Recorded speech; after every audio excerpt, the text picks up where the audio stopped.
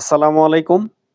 BRF air conditioning সিস্টেমের একটি গুরুত্বপূর্ণ feature refrigerant PCB cooling technology তা নিয়েই আজকে আমি আপনাদের সামনে আলোকপাত করব। বিআরএফ এয়ার কন্ডিশনিং সিস্টেম বা যেকোনো এয়ার কন্ডিশনিং সিস্টেমের হার্ট হচ্ছে কম্প্রেসর।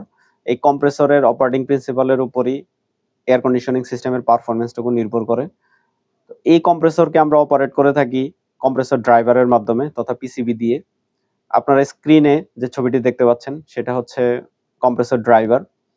তো এই কম্প্রেসর যখন কাজ করে তখন এই কম্প্রেসর ড্রাইভারে প্রচুর হিট জেনারেট হয়। একটা নির্দিষ্ট পরিমাণ হিট অর্থাৎ 70°C পার হয়ে গেলে এই পিসিবির কার্যকারিতা কমে যায় এবং পিসিবির লাইফ টাইম কমে যায়।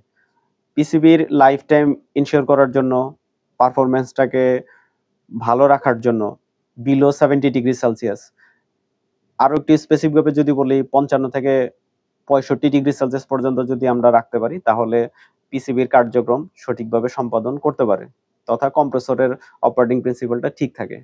তো আমরা পিসিবিটাকে দুই ভাবে ঠান্ডা করতে পারি, রেফ্রিজারেন্ট দিয়ে এবং বাতাস দিয়ে। আপনারা যে স্ক্রিন এখন যে ছবিটি দেখতে পাচ্ছেন এখানে আমরা বাতাস দিয়ে পিসিবিটাকে ঠান্ডা করে থাকি, এয়ার কুলিং। তো এয়ার কুলিং এবং রেফ্রিজারেন্ট কুলিং, এয়ার কুলিং দিয়ে যদি আমরা পিসিবিটাকে ঠান্ডা করি এখানে ঠিকভাবে বিলো 70°C হয়তো অনেক সময় ইনশিওর নাও হতে পারে। এছাড়া বাতাসে ধূলিকণা বা কেমিক্যাল থাকতে পারে, এগুলোর সংস্পর্শে পিসিবি নষ্ট হয়ে যেতে পারে। তো এই ধরনের রিস্ক থেকে দূরে রাখার জন্য, পারফরম্যান্স সঠিকভাবে বজায় রাখার জন্য এয়ার কুলিং থেকে রেফ্রিজারেন্ট কুলিংটাই ফ্রুটফুল হিসাবে আমরা পেয়ে থাকি।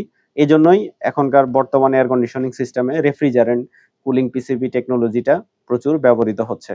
এছাড়াও এয়ার কুলিং থেকে রেফ্রিজারেন্ট পিসিবি কুলিং দিয়ে আমরা যদি কম্প্রেসরটা অপারেট করে থাকি পিসিবির লাইফ টাইম 2 থেকে 3 গুণ বেড়ে যায়।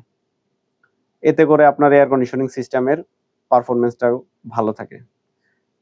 আশা করি আপনারা রেফ্রিজারেন্ট পিসিবি কুলিং টেকনোলজি কেন ব্যবহার করা হয় তা বুঝতে পেরেছেন। আজকে এ পর্যন্তই। সবাই ভালো থাকবেন। আল্লাহ হাফেজ।